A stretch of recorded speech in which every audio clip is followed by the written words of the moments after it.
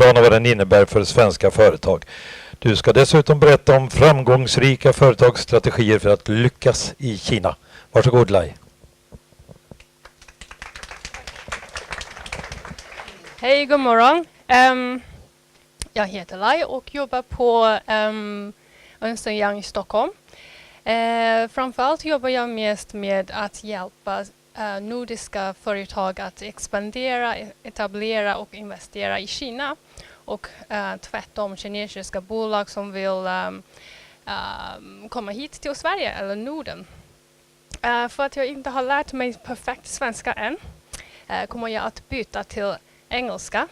Jag ber mig om ursäkt. Men ni får gärna ställa frågor eller kommentarer på svenska. Vi får köra som tv-program, Simon och Thomas. Okay, so China's 5-year plan.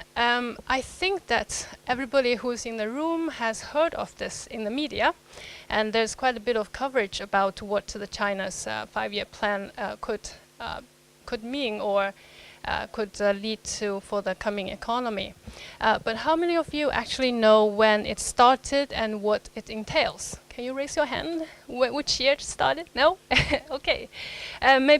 Maybe Johan and this lady here who have lived in China for many, many years know this better than me. It started in the 1950s, and it is actually a blueprint for how the social and economic development might look in the coming 5 years. And also it covers the development for the key industries in the key sectors as well as in the key regions. Now it's not a written in the stone plan, so if you have a 7% growth, it's sort of the overall objective, and this is where the goal is. There are many goals laid out in the plan that will be overachieved or underachieved, but it's an overall objective for the industries to look at. We have had, right now we are under the 12th year plan, which covers from 2011 to 2015. Since we have had 11 5-year plans, what is so special about the 12th year plan, and what are the key focuses of this 12th year plan, of this 5-year plan that could affect us today? I think that's personally proves it. There are 3 key areas that the 12th 5-year plan lays out.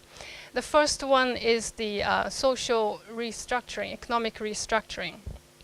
I think that for this plan, the Chinese government has laid out 7 strategic emerging industries to focus on. And if you, in the audience, work in this industry or one of these industries or work with those industries, I think you will see many benefits from the government to help your industry grow.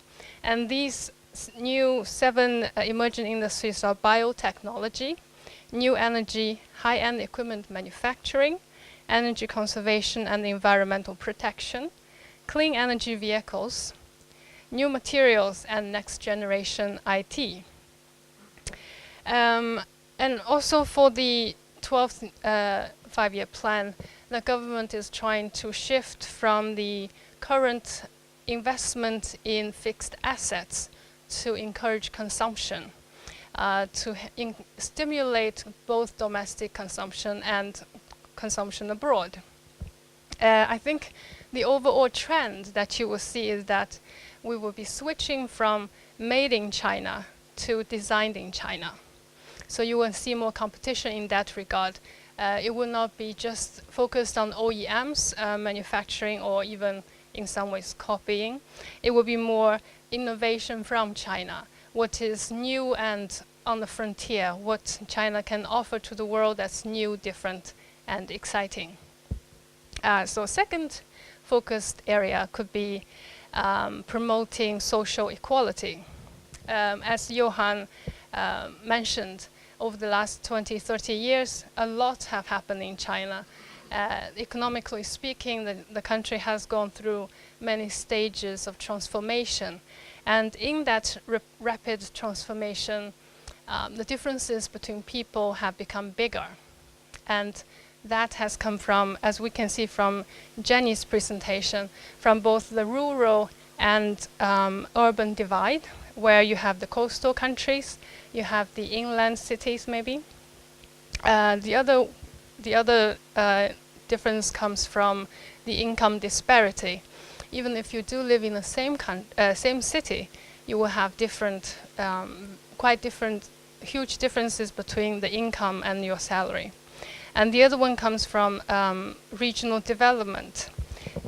If you live on the coastal area, you will have seen more economic and social development than the inland cities or inland regions.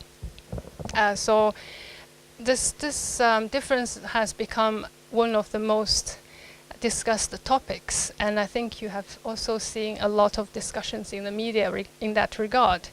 This has become such an important topic that the creed for the 5-year plan, it used to be strong state, wealthy people. Now it's been switched around to wealthy people, strong state. That means the focus on people, the focus on the wealth of people is now becoming paramount. So you will see more of that coming along. And the third key focus area would be, let me check my notes. The third one is protecting the environment. As I listed out earlier, when it comes to the strategic emerging industries, you heard a lot of energy, environment, technology. Over the course of the economic development, we have gone through many years of development where we used a lot of the natural resources, and now we're seeing the effect of that. So the government has laid out in the next 5-year plan to encourage new technologies that are environmentally friendly, new forms of energy. I think in Dagens Industri we saw that China is investing a lot in nuclear energy. How that's going to pan out, we will see, especially after the effects of the tsunami and the earthquake in Japan. So these are the sort of the rough 5-year plan for the coming 5 years. How would that affect companies, especially the companies in Sweden and industries investing and expanding in China? If I may request you to imagine a grid.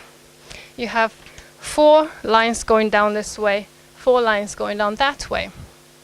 On the vertical side of the grid, you have different forms of investment. Now there are many different forms. Some of the most popular ones are equity joint venture, cooperative joint venture, wholly owned foreign enterprises, and then foreign investors shareholding companies. So there are different ways to invest in China. And on the horizontal grid, if you can imagine different projects or different ways you can work with the investment you would like to have in China. One is called the promoted projects. What does that mean? That means projects that encourage the development of technology, that are advanced in technology, that will promote the international brand for the Chinese industries, that are technologically advanced in some way, or very environmentally friendly. Of course, there's a long list of what is considered promoted projects. And then if you come down one grid, then it's the restricted projects. What does that mean? That means it could be technologically backwards. It could be that it takes a lot from the natural resources. It could mean that it might in some way exploit natural resources in China. Then you have the restricted projects that you can invest in. Then the third one is prohibited. That, of course, is things that might harm the national security or explore or be very harmful to the environment. There's, of course, another comprehensive list. But if you don't if you don't operate in one of these industries or areas, don't panic. There is the fourth one, which is called permitted. What that means is, if of course you can't have an exhaustive list of every project or industry you can invest in. If your project or investment area does not fall into the above mentioned three, you can try. You can ask and apply for permission anyways.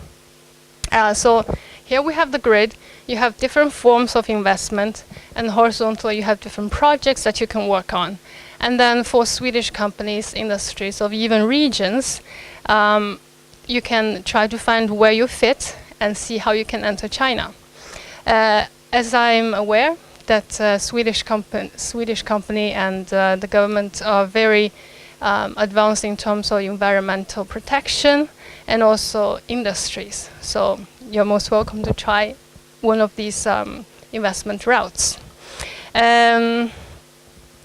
Jag tänkte på så här att det bästa sättet att investera, expandera i Kina och att förstå vad Kinas femårsplan innebär är att åka till Kina och kolla på sig själv, hur det ser ut. Johan visade oss hans åsikter och Jenny visade hur kineserna tänker. Men det beror på dig och ert bolag att kolla, gå dit och kolla. Och vi erbjuder ju fantastisk mat, som Johan kanske håller med. Även kycklingfötterna. Och kineserna är inte så livsfarliga som mig. Så ni är jättevälkomna till Kina och kolla på sig själv. Tack!